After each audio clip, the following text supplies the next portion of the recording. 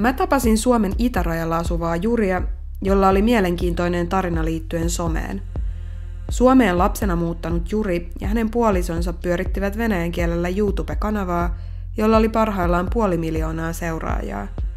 Videot käsittelevät enimmäkseen Jurin perheen elämää Suomessa tosiarkisten juttujen kautta. Kun vuoden 2022 helmikuussa Venäjä hyökkäsi Ukrainaan, alkoivat monet videoita katsovat näkemään Jurin sisällön poliittisena, vaikkei se sitä sinänsä pyrkinyt olemaan.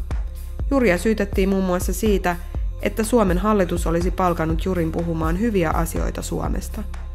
Sosiaalisen median painostava ilmapiiri alkoi lopulta ahdistamaan Juria ja hän piilotti YouTube-tilin. Juri ei ole ainoa Suomessa asuva venäläistaustainen, joka on kertonut sisältöjen jakamisen somessa monimutkaistuneen sodan myötä.